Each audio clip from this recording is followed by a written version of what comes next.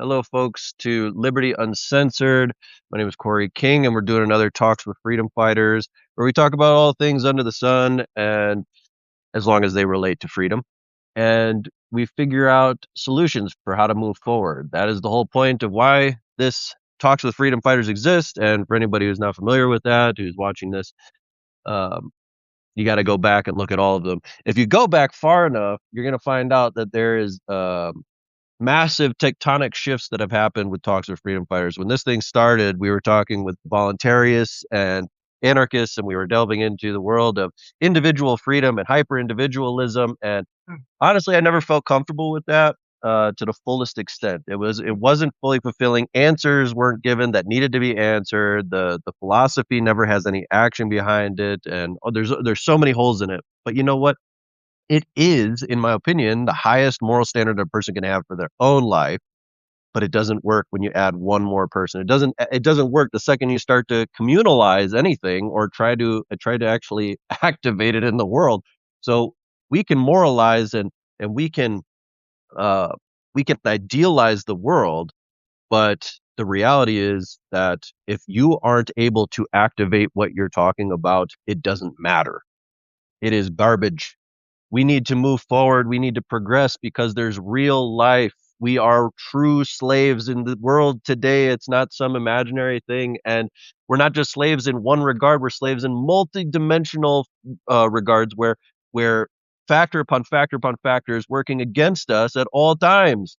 Of course, we must absolutely 100% take action, and we have to know how to do that as a community, and we have to basically uh, uproot all of our false ideas, all of our false claims to the world, and move towards something better. So today we have Megan Leigh Abernathy on, and Yeah, we're going to talk about religion, and we're going to talk about some solutions regarding religion and some problems that exist in the space of specifically nationalism and how we can move forward in a good way with that despite so many hurdles out there. And maybe we'll get into some other things as well, and we'll just see where it goes. How are you doing? I'm doing great. Thank you so much for having me on. I appreciate your drive to be action oriented. I feel like there's a vacuum there in the space, and I appreciate you stepping in and fulfill that. As you said, my name's Megan Leigh Abernathy. I am married. My husband's last name is different than mine, and so I'm looking at legally changing that, and so you might see that shift pretty soon. But yeah, I actually asked, we were chatting prior to going live, and I was diving into my story about how I asked you, have you ever been a Christian before? And you told me, what you said, you raised non denominational, were baptized and didn't feel anything. And I was diving into my background, and you said, wait, wait, wait, we should just go live. And Mhm. so I grew up here in Virginia, born and raised, and moved to Portland, Oregon right after I graduated college. And so I was secular, new age, Democrat socialist, one of those Bernie Sanders fans. And, forgive me for my past, guys. I have snapped out of all of that. And I'm glad that I was in the far left because it helps me understand part of what we're dealing with today. And then I met my husband. We have a pretty awesome story. We met at a rain delay in Texas at an airport, got married 6 months later. He's in the military. So I moved to Japan. And so being taken out of my community like that is what exposed me to being vulnerable to religion, I think is what really happened to me because it was also during the scandemic. So I didn't get the vaccine. I didn't want to play along with the mandates. And therefore, all of my friends from the far left broke up with me, were calling me names. And so I found myself surrounded by Trumpers, Christians, QAnons, like people that I'd never spoken to in my entire life, being a like crunchy, hippie, jam band circus performer, if that makes any sense. And so before I knew it, I had fallen into a very high control version of Christianity, Reformed Calvinism, predestination. I really couldn't grasp some of these concepts of theology. So I basically deconstructed a Christianity as soon as I fell into it. None of it made sense. And that's why I asked you, though, if you'd been a Christian before, because for a small amount of time, that us versus them mentality was very much within me. And I just had a Catholic spurg out on my Substack and was like, speaking the prayer of I don't know, some angel over me and was like literally genuinely terrified that I was going to me and my coven were gonna put a spell on them, and I was teasing him a little bit, being like, "This new moon, I'm going to." But I reminded myself, it's kinda fucked up because when I was in that position, I was really afraid of pagans. I was really afraid of witches. I was really afraid of people burning in hell. This was like a genuine belief. And it's embarrassing to say, but I'm grateful I had it because it helps me in regards to what you're trying to speak about on how we can unify, if possible, with Christians. Like you said, I don't know if I could ever trust them because I know how they feel low key. And I used to pray, be like, please, God, soften their hearts so they can see your truth and just pray, pray, pray for them. So that was a long spiel, but I'm no longer a Christian. I'm farther right than most people. Um, but I also love the environment and medical marijuana. So I guess it depends on the issue. I might lean left. So, anyways, that's all I got to say about that. I'll hand the mic off. There's so many ideas that people have today. Just a quick note on medical marijuana or whatever, but there's so many ideas that people have today that are like these really hard line positions on things like that, one way or the other. Everybody's got something different. But most of it I have found to not be based on historicity. It's not actually like it's like somebody at some point said, "Hey, that's bad," or "Hey, that's good, and you should do that." And they were figures with enough sway that a lot of people just went along with it, which is usually the case, right? 99% of the population is the mob just going with the flow of Yep. whatever the current authority is on whatever faction they're involved in. So it's not really original ideas to start with anyway. But uh, there is precedent. There is history of cannabis use throughout all of white history, just as much as there is throughout all of other racial histories. It's not just one thing. The land race proves that there's marijuana everywhere.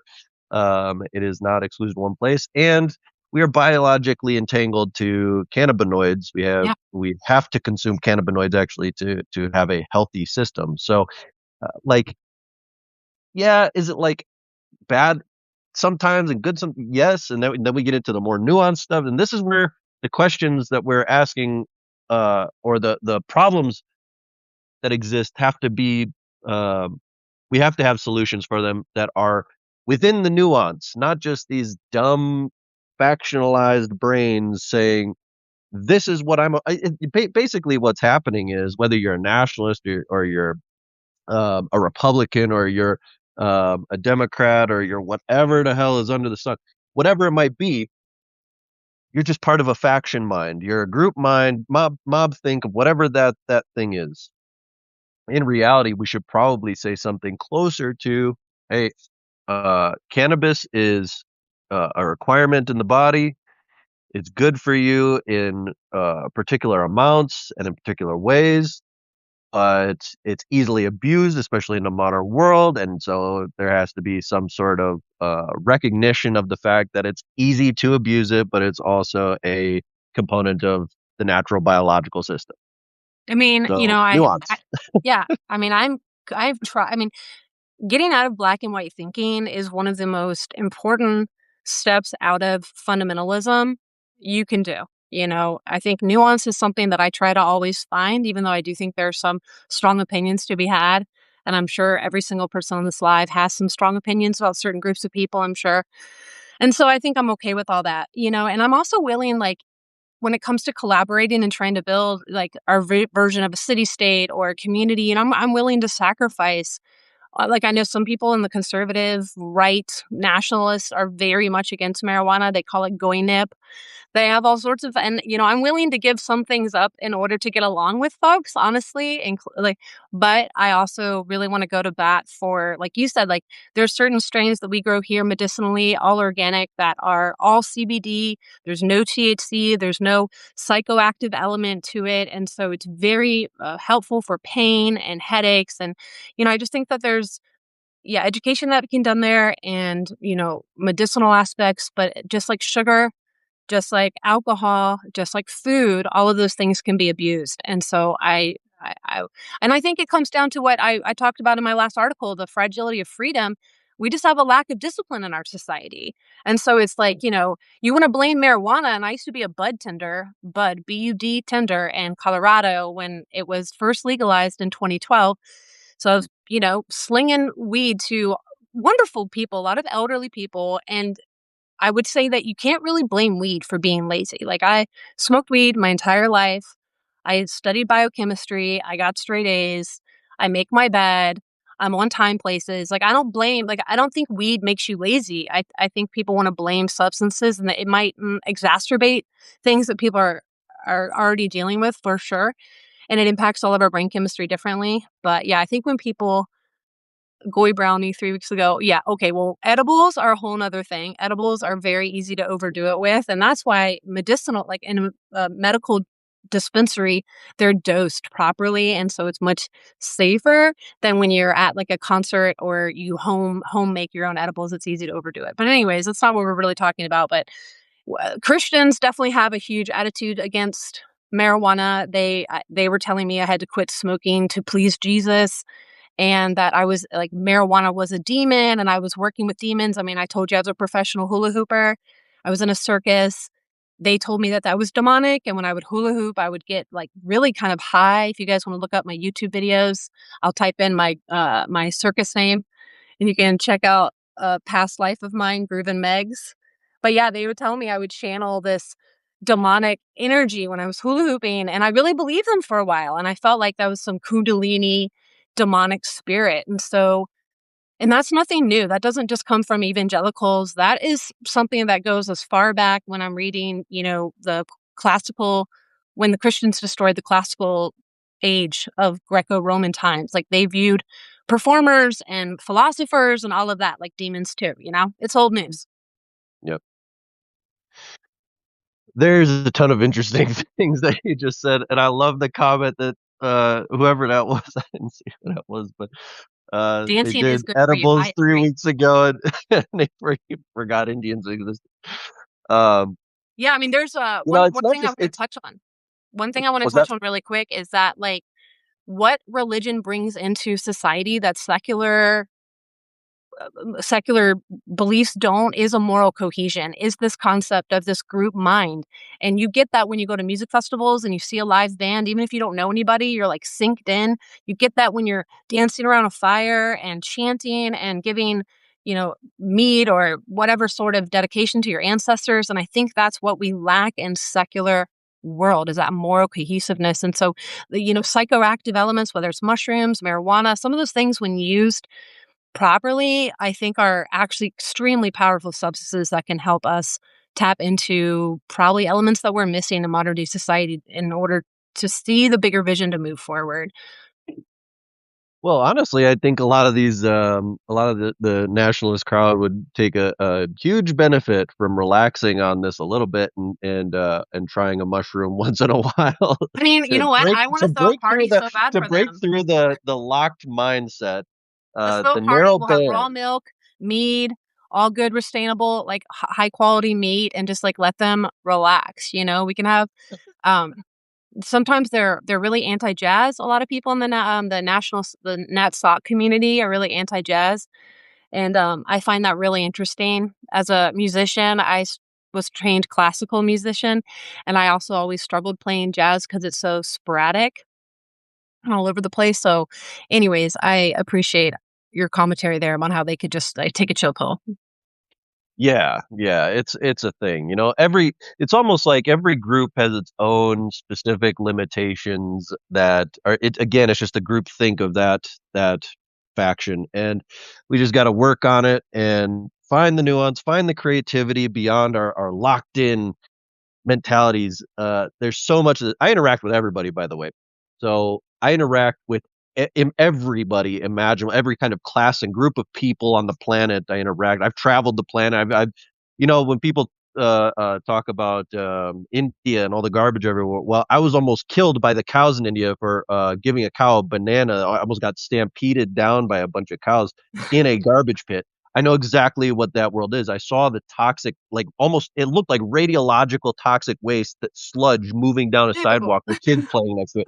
I know exactly what that is, but I also know a lot of the other side of like the amazing architecture of buildings there and all sorts of things. So there is nuance to everything, Yeah. and I am a racialist. I absolutely support my people first, and what that comes down to is actually, and a lot of people get this wrong too, because the nuance again, folks, is that white is not a race. It is the largest construct, grossest construct of the idea of race. What's your race is actually what you're connected to in your kin. Your what the extension of kin is. So your culture, your language, your religion, your the context of the mythos in which you live, and the culture around that, and the geography that you live within. That's your race. So the Irish, mostly my ancestry is Irish, British, or Irish, English, and Scottish and Norwegian, and then a little bit more into the Germanics, but predominantly that's my line, right? But if you had gone back 500 years or 1,000 years, especially 1,500 years, all those people would be fighting each other and killing each other, and they would not have considered themselves the same thing at all. Yeah. And so throughout most of our history, saying white, it's nonsensical. The reason why it's important today is only because we're facing an existential problem where we must unite. So there is a problem that's obvious by which if we say the white race, everybody knows what the hell we're talking about at this point. There is no ambiguity to it anymore, and it's something we have to take action upon, and it makes sense. And we went from being a third of the world's population 100 years ago and 300 years ago, it was pretty steady, to being 7% now. Obviously, we are facing something that we all have to get on board with, right? Yeah. I agree. But it's again, maybe I just got to hammer this into the umpteenth degree. I seem to be doing that anyway. But nuance, being able to see the broad, and then being able to kind of take it apart and analyze its pieces, and then being able to debate on the pieces while maintaining the ultimate vision, the broad vision of where we all must head. Right. And this is religion. This is should we use mushrooms? This is like every single topic is like this, and yet we fall into patterns of inflexibility that make it impossible for us to succeed as a movement. And I think a lot of that is actually bred into it. It's impregnated into the movements by operatives, Yeah. but not all the time. Not all the time. Self-limiting. We are our worst enemy Yeah. is the number one, and the divisiveness that we create amongst each other. And okay, so here's a good segue. And I know I just said a lot of stuff, but I want to hear what you have to say about this because this is really interesting to me. So I'm going to read a conversation that I had with a gentleman who has is a pretty big name in the nationalist crowd. And this is I invited him to come in and do a live, and he agreed at first. I'm not going to say who it is, because no need to create more divides out there. But this is Please, just a please no. conceptual run, right? Yeah. So what was said was to my query of whether they want to come on a live. He says, um, at first, absolutely. Um, what does it say? Oh, he's just got to find the time and absolutely, but he slammed the link, right? So, and I said, okay, here's the different times, whatever. Next thing he says is, are you a Christian? I say no, because it doesn't matter. I don't care to explain myself, right? He says that's unfortunate, and ends the conversation right there. Womp But womp. I figured I'd poke it at it a little bit and see what we could get out of it, because it's all about unity. And I don't care whether honestly, I don't care whether somebody is a Christian or whatever, it doesn't matter to me. I am more akin to the notion of Thomas Jefferson, who said uh,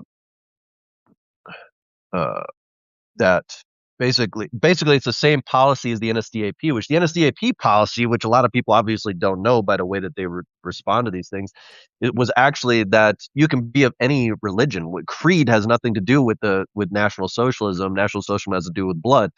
And they said, as long as your religion doesn't harm the people of the nation, we don't care. We don't care what you pray to. Now, of course, there's limitations to that, and the big one was at the end of that. I think that's that was the last point of the 25 points, I believe. I think that's point 25. No, it's point 24 of the 25 points. And what they actually say in there is just no Jews at the bottom. I don't remember how they say it exactly, but they just said, you just can't be a Jew. but whatever religion you wanna be, it's not our business as long as it doesn't hurt the people. Hmm. 'Kay. Yeah, 24. Thanks, Freedom Fighter. Okay, so anyway, he says, "That's unfortunate." I say, "I don't care whether one is a Christian or a pagan so long as they are white first. What are you?" And then no answer. So I appreciate your work. I also can disagree on 99 things and still work with folks on one thing we agree on. Are you incapable of working toward common goals with folks who aren't Christian? And he says, we don't have the same goals. You would have to read the Bible to understand. I said, okay, I grew up non denominational. I've read the Bible at least a dozen times front to back. He says, King James Bible, I assume. And I said, what are your goals? Is it something other than the rescue of the white race?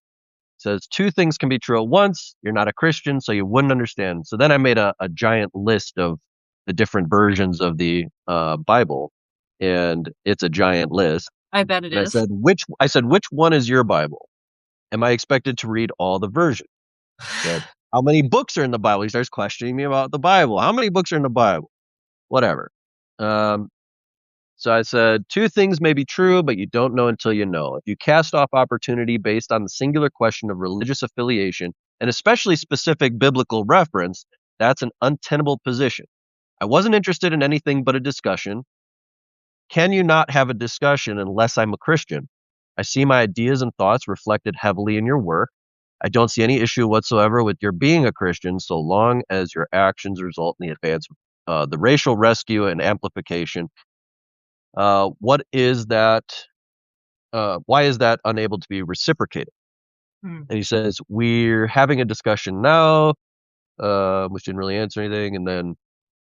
Uh, and then I responded to how many books are in the Bible, which one? I'm not a Christian to start with, so the question bears no meaning to me. All I'm conveying and asking is whether or not you want to have a civil discourse toward common goal of rescuing our race from its extinction despite religious affiliation. Okay, we're getting there, guys. He says, your thoughts and ideas in my work. I've never read any of your work. I just followed you because you named the Jew. He actually did read my work because he commented on it in the past, but whatever. And I said, okay, I didn't ask if you read my work. I said, you shared thoughts and I saw it reflected in your work. Right. Uh, I mean, you can already see it's and, not a genuine conversation, you know, when people don't oh, it's not. respond to It's what you not at all a say, genuine which conversation. happens all the time in this community or these types of communities, it can be difficult. Um, okay, let's see here. Basically, I kept saying, hey, can you have a civil discourse? Oh, here we go. He says, we can discuss as much as you want, but in the end, pagans have proven to not be trustworthy, and they are cowardly. I've been in this movement for Wow. 14 years, and I have seen nothing but division under the guise of unity. In the end, there's far more white Christians than white pagans, and you cannot survive without us. The Yeah. ultimatum is quite clear: profess Christ or go extinct. Not by my hands, but by your own.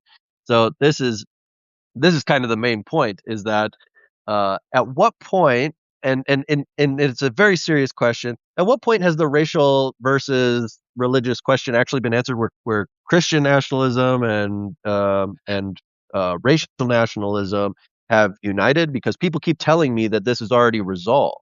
This is already, people keep saying, every time I bring it up, they keep saying, "Oh, this is already figured out. Like, we have to brush it under the rug and not talk about it ever again." Well, guess what? That means it's not resolved. If you're brushing it under the rug, it means it's not resolved. It means Right. you're trying to hide the question because it's uncomfortable. But the uncomfortable questions is what Liberty Uncensored does. It's what I do, Yeah. and I don't give a fuck Like, about the uncomfortability of it, because we have to poke at these questions, otherwise nothing happens. And so just you can hear it in that profess Christ or go extinct. However, this person might be saying this, and however they might be trying to get it across. What they're trying to get across is, be a Christian or else. yeah. It's not about race. And I asked this multiple times. I didn't read the full conversation here, but you guys will be able to read it without names attached. You'll be able to read the conversation um, uh, in the content that in the recording for this as well. So, uh, are we really united? Are we able to unite with people that are these hardcore universalist religious types that are uh, unable to unable to put the blood first 100% and recognize that. And remember, folks, that's literally what the NSDAP did. Was the whole arguments around what whether Hitler was a Catholic or whether he was a pagan or whether he was something else doesn't matter. All of that's garbage. The reason why the question is up in the air because Hitler didn't care to announce it to the world. He said his religion was the state. It was the people. And it doesn't matter whether he moved through the Christian religious concept or the pagan religious. It doesn't matter. What did he do and what did they do as a people and how did they do what they did had nothing to do with religion at all. It had to do with people recognizing something greater than their differences regarding religion. And the whole idea today that we have to share a religion to be united, this has never been the case. Yeah. Religious differences have always been respected, except for where the political. I mean, if for folks who pay attention to Liberty Uncensored, that whole week of religious conversations, in there, the title of it was the political. I forget exactly what it was. The political effect of universal religion, or something like that, because they are Yeah, political. yeah, yes, we were talking about whether they're spiritual systems or political systems because I have my notes about what I was drafting, and I answered that they're more than that because not like these universal religions also completely reorganized how society structured itself.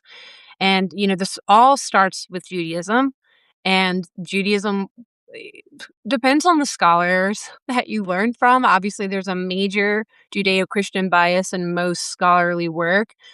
To like where if you want to like I challenge I fall in the category of Jesus mythicist. Like I feel like there might be a chance that there was a person that got made up into the gospel stories, but I likely believe that it's a midrashic literary invention. But Mm. most scholars would strongly disagree, and that would put me into the fringe category. And I understand that. So there's a strong bias around just that Christianity founded the West, improved the West. And, I've been thinking a lot about this because I've been writing a series about Christianity and its inheritance in the West. And there's some good, there's some bad, and there's some ugly with it. And yeah, there's so many things you said that I want to touch on. I don't know a lot about National Socialism. I am very much learning and just, being able to just getting through the Hasbara of being able to be okay with someone who claims to be a Nazi. I mean, that in itself is a huge step, honestly, for really anyone in America to like. I don't know if I fully align with collectivist mindsets like that. So that's where my hesitancy is. I used to be a libertarian, and so I'm like autonomy and freedom. Are very important to me. Private property ownership is very important to me. I don't know where I fall on these things, though. I don't want to say I lean either way. I'm willing to be challenged and provided evidence and stuff. But when it comes to these universal religions, whether it's Judaism, Islam, or Christianity, they all have this level of intolerance for anything that isn't of their own. And I think that that's just so insane considering that they were one of the first globalist movements in the fucking world. Like any religion that proselytizes, that's a hard word for me to say, it's just the opposite of how pre-Christian societies were.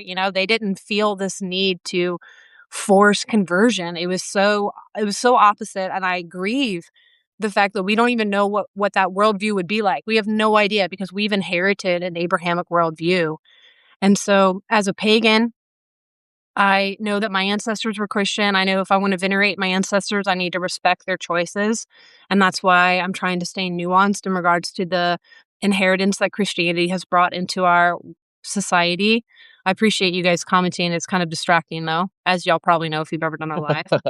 But you know, I'm really torn about it. I was just reading, I think it was from American Tribune today, talking about colonization and again I'm going to speak this idea. It doesn't mean it's mine or I believe it, but the benefit of colonization and what that was bringing to these societies, and that of course brought the Christian religion, which we have our opinions on that, but it also brought education, it also brought medical care, and this was the argument being presented in the article that I was reading, and I was wondering if that has to do also with their universalist approaches, that they want to bring this to others.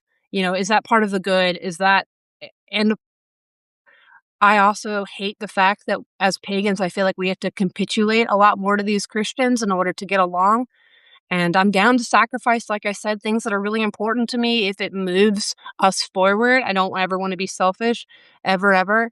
Um, yeah, I just think it's really a really a tough situation, and I don't see a bright light. I honestly think we're going to head towards Christian authoritarianism, and I foresee that or the far left taking over. And either way, I'm going to die in a gulag, like you said.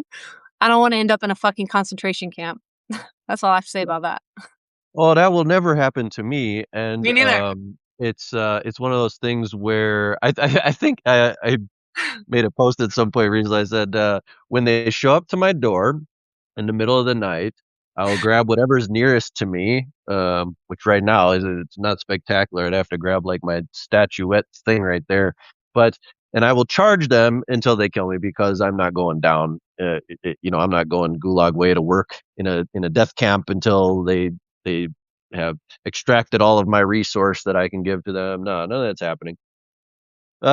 We have to do something before it reaches that level, though. We have to take a lot of serious action before it gets to the point where, um, before we have to, kamikaze ourselves or whatever, you know? So, like, there is, uh, what you said about capitulation of our position, right? And okay, so here, really quick before I say that, not all pagans are alike. There's it True. what is a heathen? What is a pagan? These are people that didn't live in the city. Let's look at the Correct. etymology of the word, right? It If you never didn't even live in meant the city, religion. It never meant you were a religion at pagan. all. Right, Right. right. This has nothing to do with religion. Right. Right. The Christianity came to Europe predominantly through the effect of war and campaigns made by people like Charlemagne, right? They came in and what did they do? They leveraged financial authority and and pressures, and then they leveraged the sword. And they took over the main urban centers like Paris before Yeah. Paris became anything really crazy in the world. It was a tiny island, and they came in and they conquered this little place and said, "Okay, this is the seat of power for this wide land, and now you're going to uh, influence this wide land to become Christian." And they had the seat of power. They didn't really have to do much more than that because over time it would be impossible to maintain a force against that or a will against that. But they did anyway. Paganism survived in strength in some places, especially like in the Balkans. It survived until 1950 in some cases. So, like, people who are pagans were simply people who did not convert to Christianity. So it's anything other. And Right. heathens are the same. People lived on the heath, right? Uh they just didn't convert. They didn't accept Christ as this brother was telling me I have to. So uh so I'm guessing that me and you are probably going to be very different types of pagans. We're going to have different views on what the world is. And interesting to that, the same brother, he said, "Who made the race?" And I said, "The one God that is at the center of all creation." Mm. And he says, "Christ?" I said, "To clarify, the one God that is the center and the body, the width and breadth of existence. I do not in any way, shape, and form conflate that creative infinite consciousness to the Abrahamic formula for God. Rather, it is existence itself manifest through every living cell, every atom, every quark, every vibration of reality." So for me, there is one creator, and that one creator created everything, and it's the body of that creator that is everything. It's all part of that same entity. Um, it is existence itself. That is my form. I don't need any particular deity, although I think some of them are interesting. Um, in fact, I find interest in a lot of things with this, but for me, the experience of life itself is interacting with God. I don't need a medium for which to interact with God. So, uh, and the next comment this guy made was, "Your parents failed you," which just funny to me. But it's that mentality. It's basically a conqueror's mentality, and I respect the conqueror. It's natural law. but I don't respect people who do it in sly and sneaky ways. I'd rather you come and challenge me, and then I can meet you on the field of battle, and whoever wins, wins. But Right. we don't have that. We have sneaky, millennium long convert or be in shame and infinite suffering while you live, and it's just nonsense. It's nonsense. Yeah, I agree with a lot of that. So you a while back you spoke about your ancestry, your heritage, where you come from.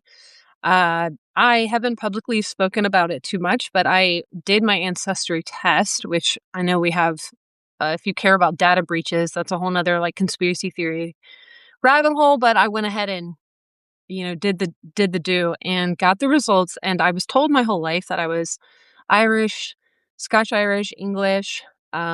But I found out that I'm half Italian, like 100, like, and that I don't even know who my bio dad is. I was kind of wondering about that. So basically, my entire family unit was just blown up by me getting this ancestor DNA, which that's a lot of drama that I haven't really figured out too much. It's very expensive to hire like a PI or do any sort of genealogy research. I want to find my bio dad and my bio family, but when it talks about the nationalist community, like I was like, oh no, if I'm Italian, does that mean I'm not white? Does I'm Northern Italian, which I guess makes a difference. But when I was reading about the history of It my family, actually does. We could get into that if you want. oh, I know, yeah, I know, but I was so nervous to start like in Adam Green's chat or wherever I was, being like, I'm a fucking WAP now. It's like I can't even be a part of this community. I was fucking shook, dude.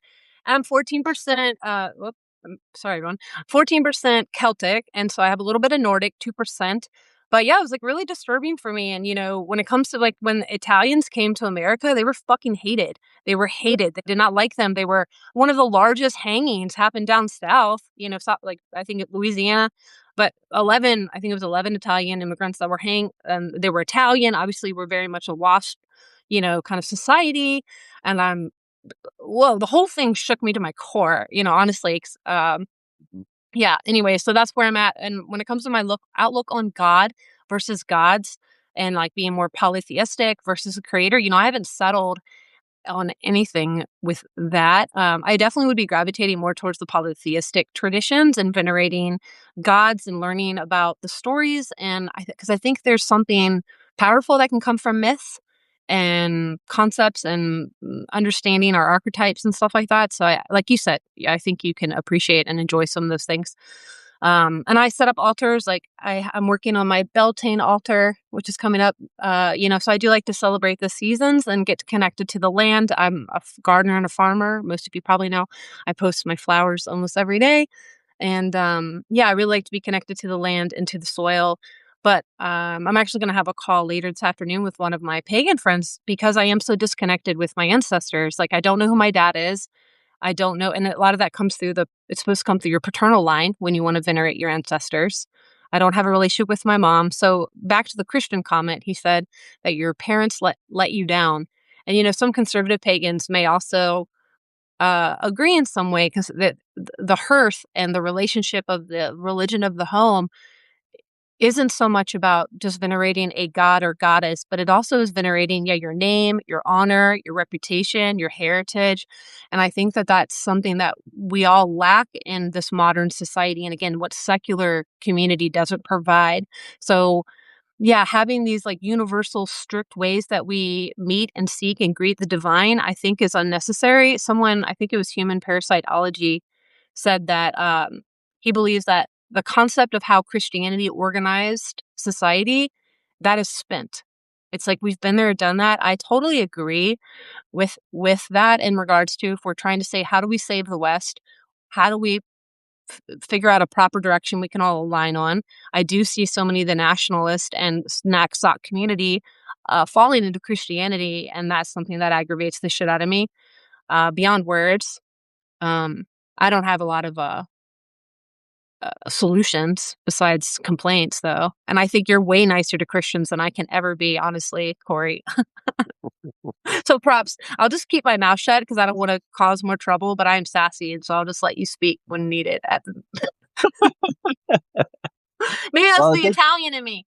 So can you it speak takes to all some of that kinds. Yeah. Italian stuff and some of my concerns about all that? Because like you said, all your little tribes that you are would have been fighting and killing one another at some point, right? So, what does all that mean? Any insights? Okay, so three things I wanna jump out from what you said. Okay, 1 second. Yeah, exactly. Human I agree with you. parasitology, that's exactly right, Mhm. yeah. Okay, so, where was I here? Okay, so, what people consider to be white, okay, we should clarify this because, again, it comes down to nuance, and it comes down to what the history actually is. So, for these people, like this gentleman that I was reading our conversation, uh, for these people who are like, "We're the true Jews," right? Their history is very different than the history that I know to be, legitimate. It's a very different thing, right? So, what's a real white person to that person, in their mind is gonna be very different than my own conception of that. I try to stay very open-minded about this, and, um, and it's I think people are too narrow, in this topic, especially when we're talking about racial nationalism and how that works. In, Germany in the '30s, it was far easier to say, to identify the enemy and to clarify the picture in that nation of racial homogeneity. We don't have that in the United States of America, and No, we've been broken over the last 100 years. Half the right, population is something else, and they're not just one something else, they're many something elses. right. And before that, we had the, Irish and the Italians and the Slavs coming in, and they were the white Negroes. They were considered to be, um, uh exposable slave labor. That's what it was, Yep. and they were more expendable than, that's what I meant, expendable labor. They were more expendable than the African slave because the African slave cost $1,000, whereas the Irishman, I don't know about Italians about the cost involved, but the Irishman who came over with his family was indentured for the trip and was housed, and they said, "Oh, well, since we brought you over and we housed you, we don't have to pay you. Go work in the mine." They didn't have a debt associated, so the Africans were actually treated better, and they worked in the houses and picked cotton, which is a super easy fucking job, while the Irishman and the Italian and the Slav were being shot for not showing up for work on time and had to work in the mines and actually build everything and build the skyscrapers and do the dirty jobs that none of the Anglos wanted. Right. And, I'm on both sides of that because I'm Anglo and and I'm Celtic, I'm both. So, so let's look at the history a little bit, right? The Celts were people that existed in France, Spain, they existed all the way up Netherlands, like everywhere along that line and deep within all the way to the border the, with Gaul, and, I mean, Gaul was Celtic too, wasn't it? It wasn't Germanic. Mm, I may be wrong on that, I don't wanna say anything I'm gonna regret later. So, but the Celts extended out for this massive area all of Western Europe, and when the yeah, Romans it was came up, primarily they pushed Celtic. them back. Yeah, primarily. Mhm. So that means that they extended even to, Rome, to where your ancestors are from in Northern Italy, and so these people were pushed back and their territory shrunk over time, over a very long period of time, until they only remained not even in the entire Green Isle, but they even lost the northern part of their island. Now they're just in that area and they are being invaded hard right now with all these Somalis and whatever the hell else. And Awful. um, and these people are the last remnants of that major population that, is the source of red hair, green eyes, all that, right? So, that extended even down to Northern Italy. Now, Northern Italy is very different than Southern Italy, as the next commentary here, um, and the distinction is very strong, and if you go to Sicily, Sicilian people are not Italian even, they're not true to that. They are so mixed, and they have been for a very long time. We gotta look at the layers to all of this. Before even Carthage existed as a real entity, there was Tyrian control and, uh, what's the other one? Tyrian, which were basically the same people, Moorish?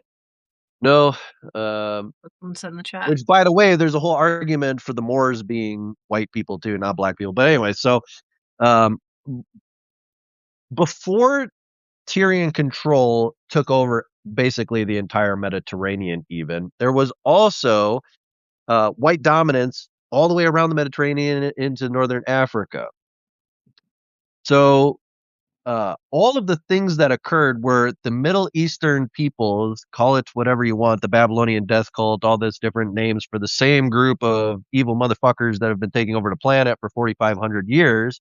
The 70 Apiru that walked into Egypt and bred to 2 million and then killed the eldest sons of all of the Egyptians and ravaged their. Okay, anyway.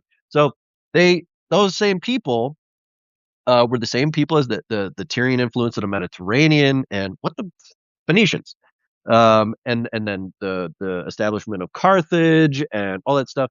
And you look at all the native tribal people in North Africa. You look at all the islands, like even Malta, and all these different places. They were all white places that got taken over by these other the Babylonian death cult thing over time. Carthage, they were burning or they were eating babies there until Rome came and said, we've had enough of this and decimated the place, just like they did to the Jews at the second temple burning.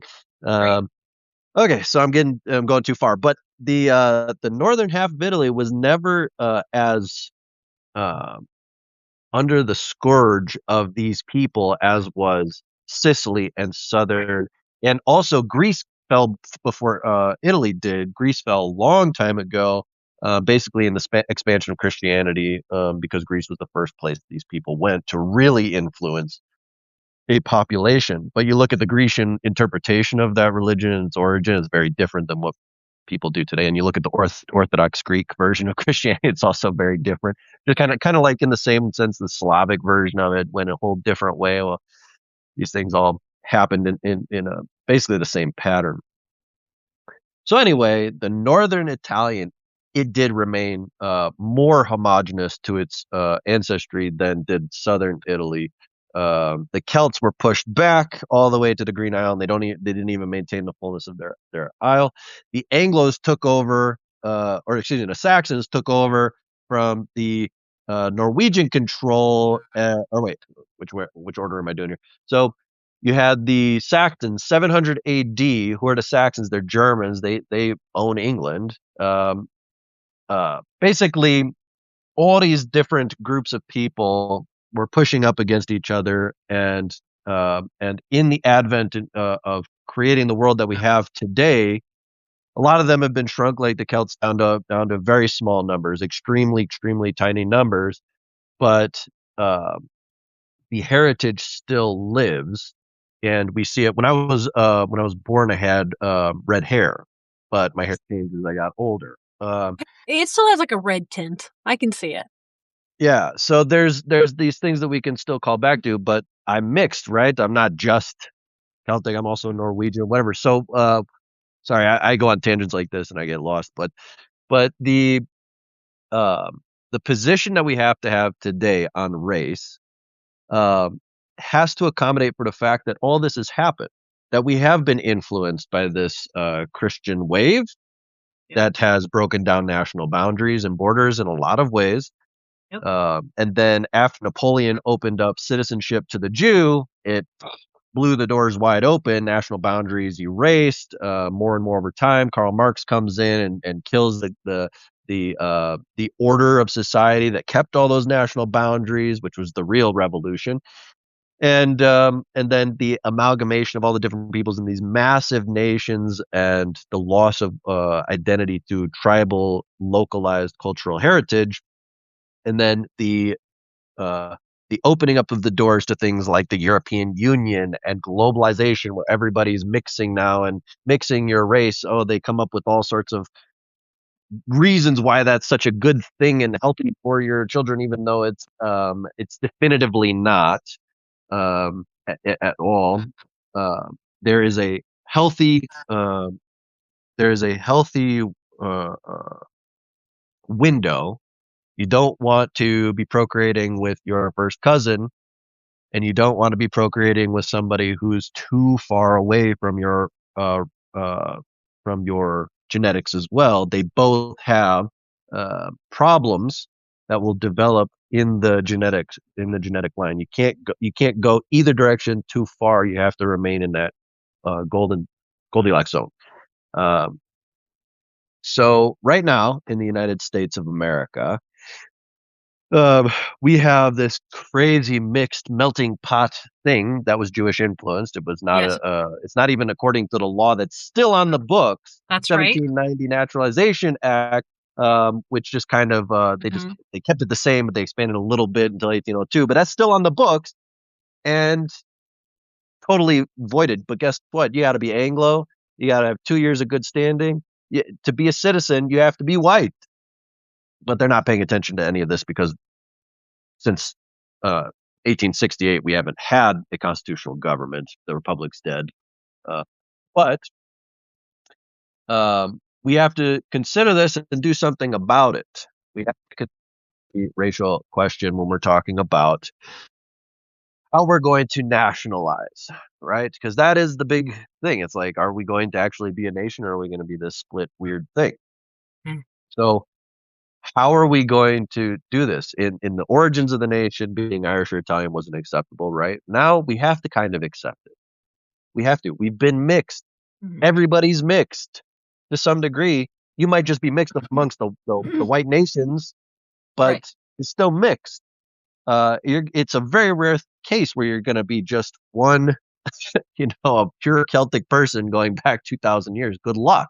Yeah. Um, so we have to have some amount of accommodation, and but we can't accommodate for the other. We have to set the boundaries of what is white. So that's the culmination of everything I was just saying. What is it to be white? We have to identify that in a very serious manner and put the terms in law. Not just argue about it.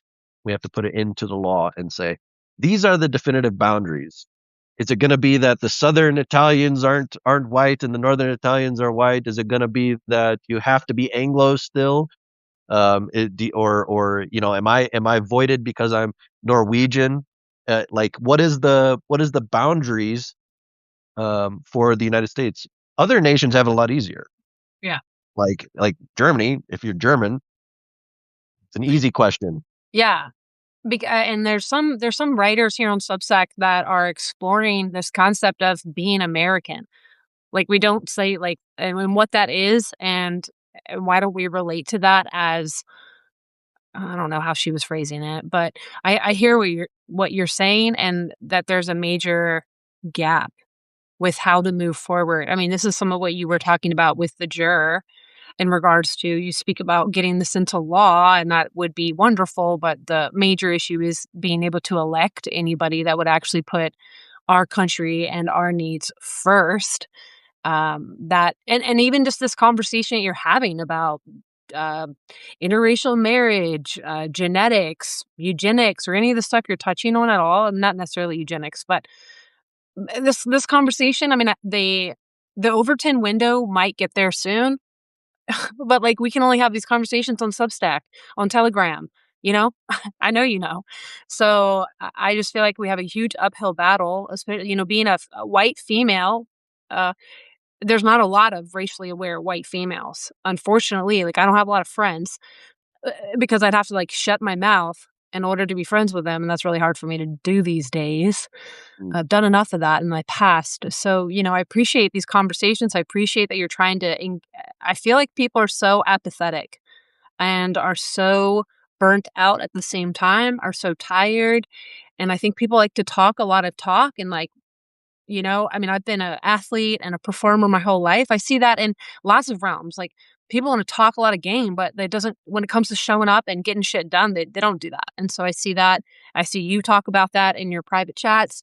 I see that in my own world when it comes to health and fitness. People want to, like, yeah, talk a big game, but when it comes to getting up early and training or getting in their protein or getting in their water, they'll be dropping the ball on that or whatever it takes. So I just think that's where I came down to in my last article, The Fragility of Freedom. And we're talking about all these different systems, whether it's NatSoc, whether it's liberalism, whether it's an authoritarian structure, whatever sort of structure of government it is, it's not going to produce the type of person we need Like no system can produce virtues that we need to develop within ourselves.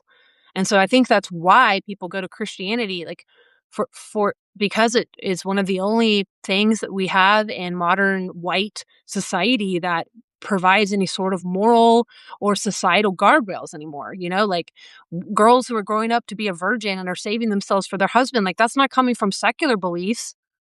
And I think that's much more of a productive way to live your life as a young female than being a friggin' hyper slut and sleeping around. I'm someone who's had 3 abortions. I've been in the sex work 'cause I was raised by a feminist. I grieve it all the time, and I don't write about it as much as I used to because people are really fucking mean in the comments. But yeah, I mean, I have serious issues with that way of life. And I just don't see anyone telling. I mean, we know OnlyFans is so popular these days. It's because society is kind of taking women that direction. So I just grieve. I grieve for a lot of things, and that's why I write and try to have conversations the way we do. But I don't really feel like, yeah, I guess I'm also speaking for myself when I feel apathetic or I feel like things are too tough. But I don't want to be black pilled. I'm not a black pilled type of gal, if you can tell. Trying to. So what you just said there is really important, I think. Um, I know a significant number of women that have been involved in sex work and have been involved, but we all do. I forgot what the statistic is.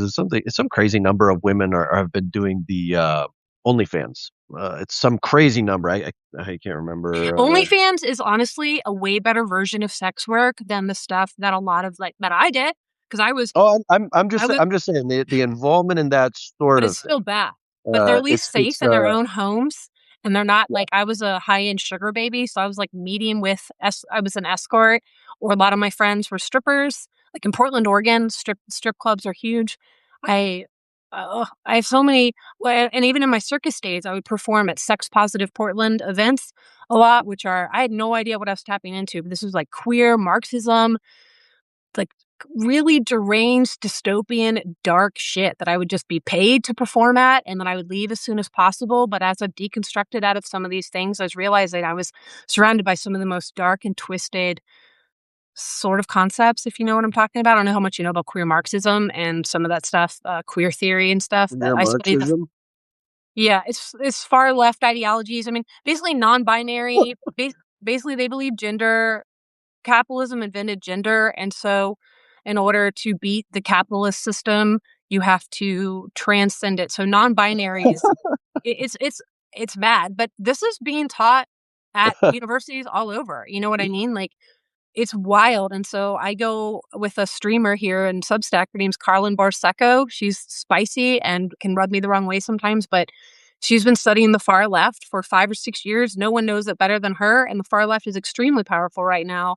And they're very well organized. And it's insane, and so many folks are conservative retards and think that Soros is paying for this. Let me tell you, that's not the fucking case. These folks are mutually aid funded. The left is so organized, they're so motivated. They're not getting paid by billionaires to get out of the street, and people are it's very easy to hate Trump. It's very easy to hate the Epstein class if you've seen some of these narratives that they're pushing. So I see how organized they are. I see how motivated they are we're talking teenagers in high school who are organizing big walkouts for May Day on May 1st. Um, and they've been working at this. I mean, since the death of George Floyd, they have not stopped organizing and building mutual aid networks. We're talking like the immigrants in Minnesota. They have people walking their dogs. They have people bringing them their food so they can stay in their homes. The level of organization is so impressive. I almost want to fucking join them almost because they're they're making progress, and the right has nothing to hold a candle to it. It's so fucking embarrassing and disgusting that we're losing to people who believe that gender was made up by capitalism. It's sad. It's sad. And so I commend you in your efforts to educate and to organize. And I just want to be more of that, of an example of that. I really do.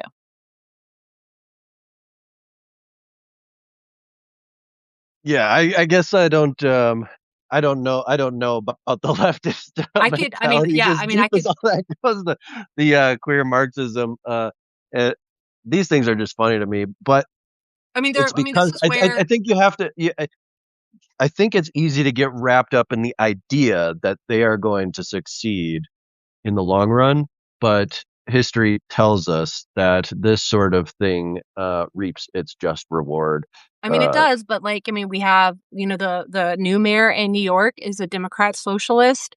They but are but they're but but when we conquered a government, which eventually we will do this. When we well, it's not even conquer. When we reclaim our rightful government, whether that's whatever form that takes in how we do that, all of this stuff is going to perish. It is sustained by an environment that allows it. That's all that's happening and encourages it. Um, I mean, you know, the it environment didn't. It is took. the It took very. institutional capture, though. It is, I mean, it's our greatest enemies, not allies, who brought in all these deranged ideologies after World War II. It's the institutions that tolerate this, it's the school systems, it's the Catholic Church, you know, it's We we propagating, we we it's in the change. zeitgeist. We Huh? change all of this with victory. With I victory mean, comes the change. But I'm down for the that. depth I the just feel depth like of it feels. psychosis What was the that? depth of psychosis is it mirrors very much so, civilizational collapse on time and again. It's just that today it's easier for us to we have the internet. It can be used for so many different purposes and ways, and the the same sickness exists. I mean, why did Carthage burn down? Why was Carthage utterly decimated and destroyed? Because they were practicing the same kind of garbage that these people, these what, queer Marxists are doing today, is the same perversion. So at It some is. point, Rome's going to come and beat down the door and burn it all down. And you know, it's just what's going to happen. What is it? 1200s in England, the Jews were removed for perversions of child sacrifice and usury. It's just over and over and over and over again throughout history. The perverted will be quashed. It's just that we have to do these things cyclically because people forget. I mean, I And we hear you. I hear you, and when we look at the historical record, their hubris, their they tend to always fall. But what gets me, because I come from new age spirituality, which has a lot of magical thinking, and I'm not saying that's what you're doing, but we have to be very careful of, like, having a positive outlook and a realistic outlook, because I believe that they have more power than they've ever had in the past, and they have more control than they ever had. And, like, when I look at my state, Virginia, I don't know how much you're tracking local politics here in Virginia, but, like, we're not winning when it comes to passing laws. We're losing the right when it comes to our Second Amendment here. They're about to gerrymander and redraw. And I know you have different beliefs on, like, even voting, and which I'm definitely down to listen and all that. But I have a hard time seeing and believing that we will win, because when I'm looking at the local politics and I'm looking at the trend of just society, it doesn't. I'm hoping the Overton window is shifting more and more this direction where we can really. I don't know if you follow Night News Review or Night News Nation, Nick. He was talking about, like, making propaganda videos and movies so people can see what America would look like in the 2050s, what it would look like with the loss of white hegemony, or whatever that word is. I have a hard time pronouncing big words because I learned from reading, but I thought that would be really important to really, how do we hit home what we're looking at in 2050? I'm going to be 60 years old, decrepit, and dealing with, like, I don't even know. So I want to be positive and looking forward. But, being involved in my local Yorktown government and local Virginia governments, I get very discouraged very easily. That I think the Republicans are so retarded and they love Trump and they think he's doing great work. I just feel very frustrated with what we're working with continually. And that's why I'm very interested in how to not feel black-pilled all the time. But, I'm very active locally here and feel frustrated in that I'm fighting a wall all the time, if that makes sense. Like, do you know about our new governor here in Virginia? She's horrible. It's horrible. It's bad news bears. there is there is always a slew of uh, unpleasantness in the world. And the scale of that, the words True. that I could use to represent that is, on a large scale. Oh, that, I stubbed my toe. That sucks. Or we're being genocided on a global scale. Okay, that's more pressing. So Yeah. there's a slew of shit all the time, and how we approach that, this whole thing about white pilling, black pilling, people get caught up in the fads or the constructs of mind that they to communicate these problems, right? We come up with language to box it in and define it and say these are problems. But we've had these problems throughout all of human history. It's like, what do you Yeah. do when that conquering force is at your gate and you're like, yeah, you're feeling fucking black pilled. You're like, holy shit, we don't have the arms to hold that at bay. We're all gonna get murdered and raped, and our and if it's if it's like the Mongols beating on your door, uh it's a terrible feeling. Well, Yeah. we have the same problem in a different weird. It's all of history. It was just like, yeah, you just grab your sword and go, and you form the shield wall, and you get whatever you got to do. But we have a different kind of war that is unprecedented for all of human history, that known history. Um, that we have all this technology and all this the means to do these communications like this, and the war is all this. It's a war of the mind, and it's very weird and subtle, and it's for actually it's more of a feminine war. This is the way that women fight. It's so Men on the other hand, they're like, let's uh, go get our guns. yeah. We'll solve this in a day. uh, and so I think multiple so many factors are involved in this that to describe the puzzle, I think I have a good handle on it actually, I but agree. I think to describe the puzzle would take like days of nonstop communication, of speaking words out into the world. The fundamental construction, I think, to this though is kind of what I did with the cinematography articles that I did recently, Those were which fascinating. was it was all about perception and how perception is generated amongst populations. So right now we have all these populations of people being extraordinarily in finite and extremely personal ways being dictated to of how their perception ought work.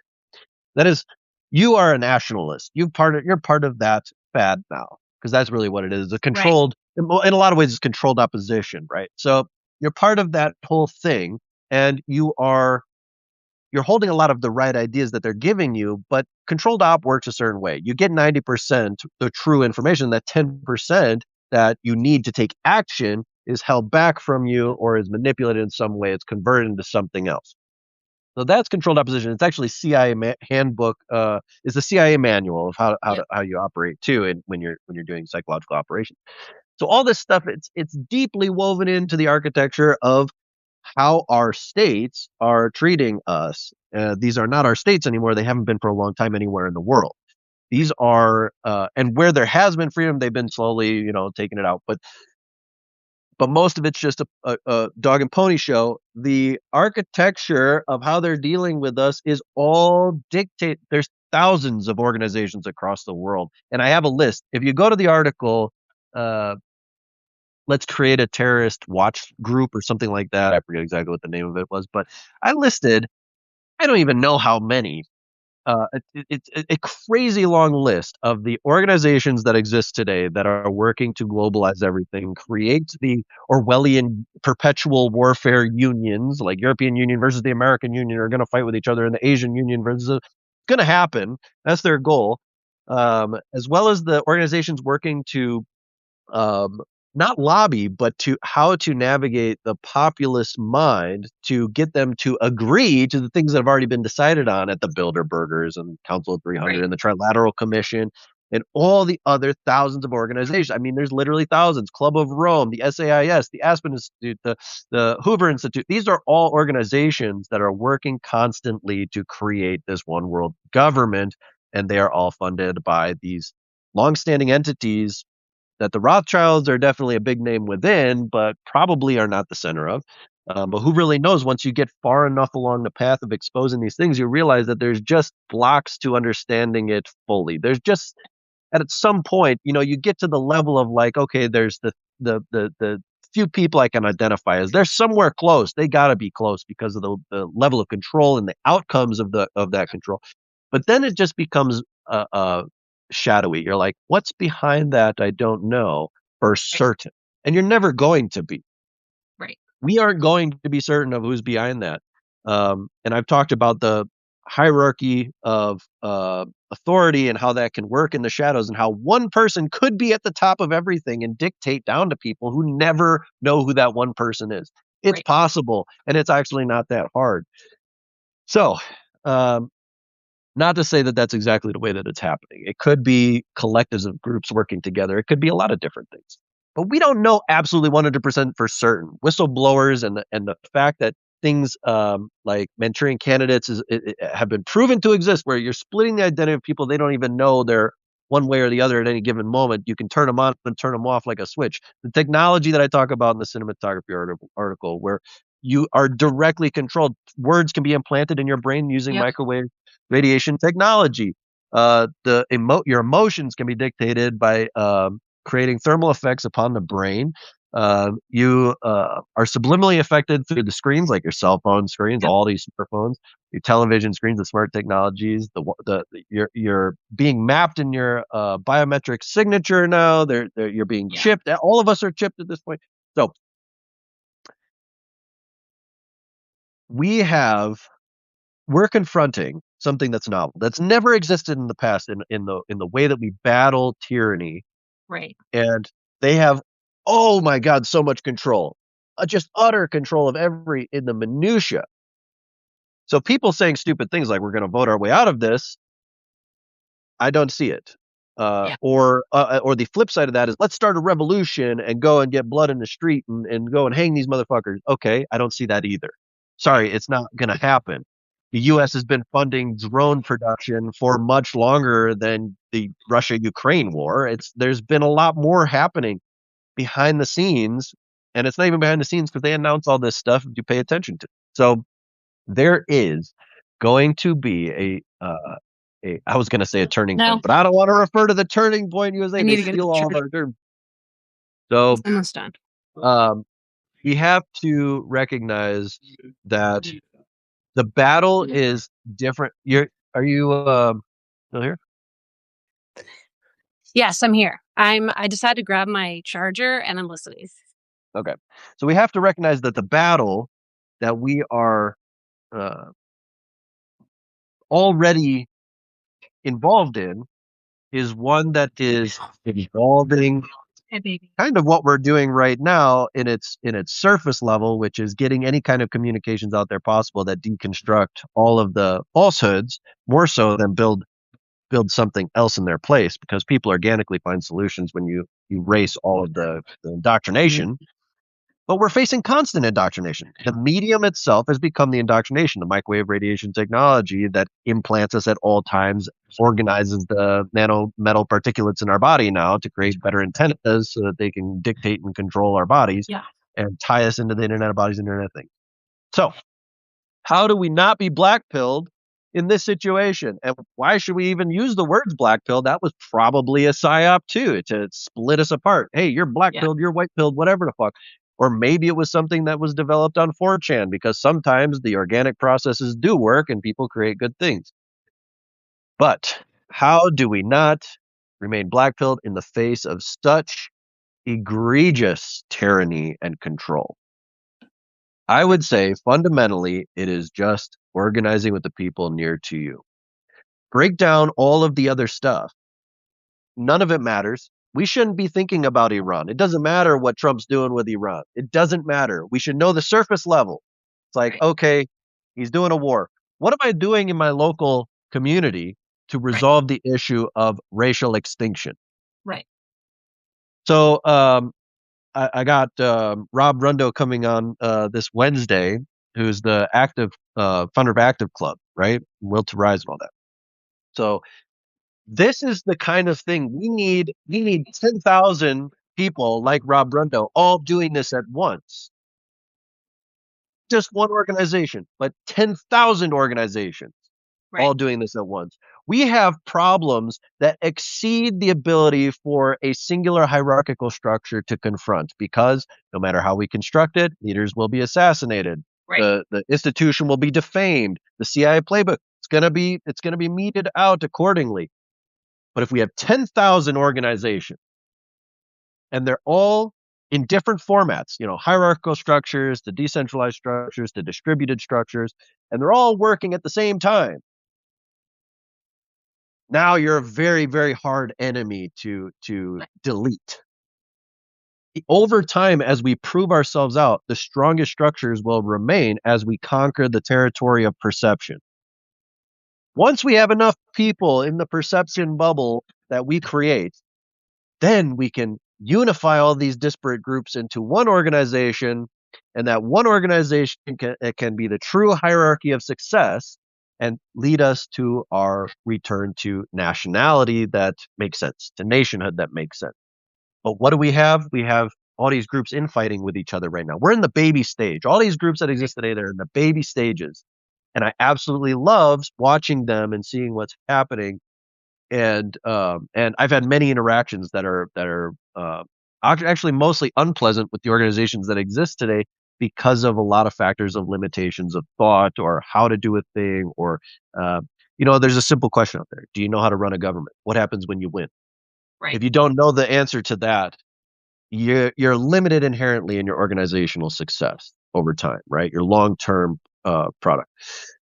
So these things they'll work themselves out. And being white pilled, if we want to call it that, just means that you see the vision, Right. you hold that vision like dedicated will, unbreakable. You hold that vision down, and every day of your life you work toward it. And then you're finding other people that are doing the same thing, and you're all working toward it. These are things before I really entered nationalism. Um, although I was never I've kind of been in a gray area with a lot of things, but, as far as ideologically, I don't know how much I've really dived in. I've just participated in other kinda like I've tracked other things. I've been involved in them as they go, uh, but I am 100%, convicted. I have a conviction for nationalism. There is no other way. All of history shows this. If you honestly approach it and you're not idealistic about it, if you're pragmatic about it, nationalism is the only way. Whether it's the government becomes Republican, constitutionalist, or whether it becomes National Socialist, that's a different question. Right. Whether it becomes something else as a government later, nationalism itself is the way forward. It's the only way. So to be white pilled, to stay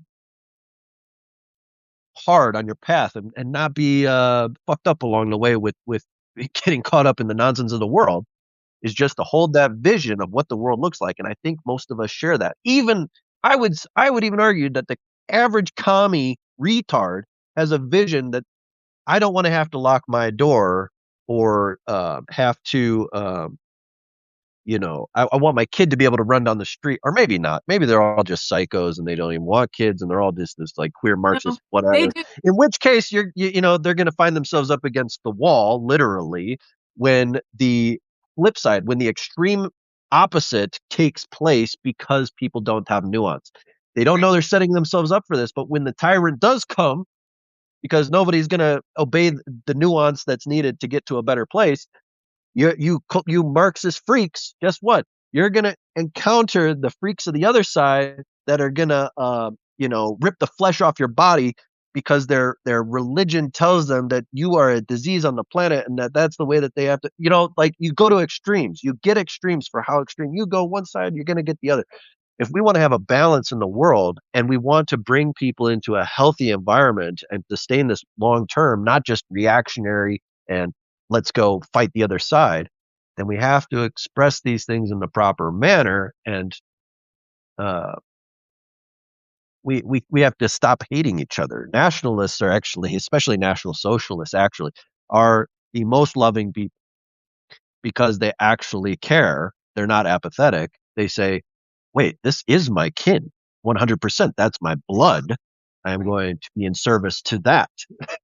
I'm going to dedicate myself to the collective that serves this interest. Whereas a lot of other things are hyper individualism or they're Marxist style communalization, which is Yeah. still separation. It's not actually unity. And it's degradation of cultural values that keep things sustained for a long time. So now I've talked for quite a while, so I'll let you take off on any of the stuff. Yeah. Just On sit the there. tangent. Well, I will say that from what I understand about most of the far left, so, the left is divided, and I don't know how many liberals and Democrats there are left. I would say those are the boomers. Then you have progressives, then you have Democrat socialists, and then you have the revolutionary communist folks and the like Antifa or the queer Marxist folks. But most of them would all agree that they believe that if everybody had all their resources provided for them, that crime would not exist. And that's why they want to abolish the police, they want to abolish ICE, they want to abolish borders. This is I don't know how they come to that conclusion at all with it definitely it seems very utopian like. But yeah, so I was just gonna say that they definitely do want to have a safety. They do wanna have a concept to be able to have their door open. I just don't think they know how to properly get there when they think that there's no reason to have borders or that all humans are equal or that sort of concept. So they definitely lose the plot quickly. I do appreciate what you said about having a vision and working towards that vision and just being really flexible with or it's more about being dedicated to your principles and then being flexible about how you get there. And I read that. I think it's like a Hellenistic kind of Greek way of living. And it also reminds me of being an athlete. And as someone as a personal trainer or someone who's dedicated to fitness, you have goals, but you might have to be flexible on what you do on a day-to-day, week-by-week basis in order to achieve that overall vision. And so I think it is really important to, have a path, but be really flexible or have a goal, but be flexible in the path that you're going to take to get there. I think it's funny to me that you said that National Sock people are some of the nicest people. Maybe to I haven't experienced that on Substack.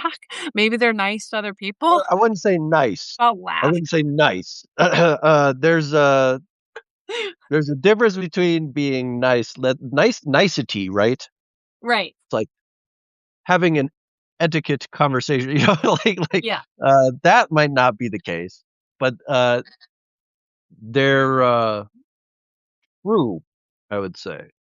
More what I was aiming with that is uh, the purpose is clearer and they have more integrity in what they're saying and doing. It just goes with the territory. Okay. Uh, I definitely understand that for sure, and I'm not a hater on NatSoc people at all. I don't wanna sound like that. I just have had some really rude experiences. So I'm afraid my phone will die even though I have it plugged in. It's, like, dying down and going backwards instead of forward. I don't wanna die. So maybe we could, summarize everything and kinda bring it to a close. I appreciate everyone who's been listening and tuning in. Cashew, my one of my 3 dogs, has joined us for the last bit of the conversation. She's cute. how much time do you think you got left on there? I mean, I have 5%, so maybe 2 or 3 Okay, minutes.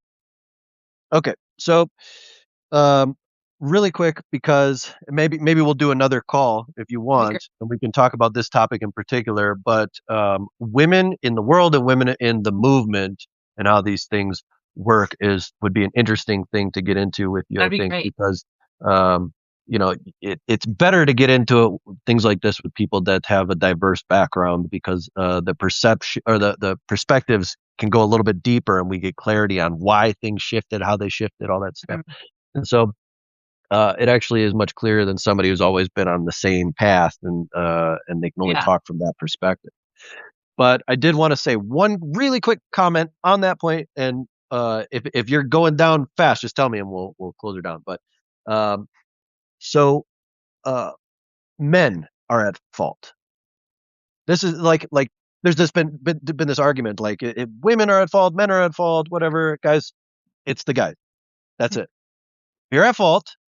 Women follow, men lead. Okay, it's the world. Everybody shut the fuck up, man up, and go and fix the fucking world. We had control of the world. The patriarchy is real, and it's real for a reason. We had control of the world. We supported the feminine grace of the world to sustain and glue us all together. But men, you fucked up. Yeah. My ancestors fucked up. Yours fucked up. It's on the Yes. people alive today to correct it. Man the fuck up. Grow some fucking balls and let's organize. So, right, gather, organize, strategize, act. Let's go do it. Let's stop fucking up. Let's correct the shame of our ancestors and go and get it today and stop arguing about the petty, stupid issues that divide us. And if you find a woman and she wants to lead and whatever, and I don't know, in your personal life, do what you want to do. But the thing is, collectively, we have to organize and push this thing forward like men, not like a bunch of fucking pieces of shit. Um, I mean, so that's my that's I say that often to my husband, people have mixed opinions of the military, and I understand that, especially considering how the military has been used for the last 20 years and that we're an occupied nation, not serving our own interest and that the longstanding army. Um, yeah, I understand, but I was talking to my husband about just the degeneracy of the military and like I'm not a big fan of Pentagon Pete, but the fact that they, wanted to remove the wokeness from the military. But why I'm bringing this up is that the fact that it got there in the fucking first place blows my mind. The fact that trans ideology and men walking around in skirts and men being allowed in women's spaces is allowed makes me so fucking disappointed. And I tell that I was like, that's because we don't have strong men. And no offense to my husband, who I believe is a strong man. I believe you have good integrity and are a strong man. I am just sad at the being afraid to lose your job, being afraid to get canceled, like whatever it was that got us here makes me very sad as a female. I know a lot of people want to blame white females for where we are as a society. Spending 12 years in Portland, Oregon, I hear you loud and fucking clear. It's just like really hard to be one. You know what I mean? Like I don't want to self-hate. I also want to be proud of myself that I deconstructed out of these harmful ideologies, that I am intelligent. I don't know. I just think that women deserve respect. I got called out really hard in Adam Green's chat.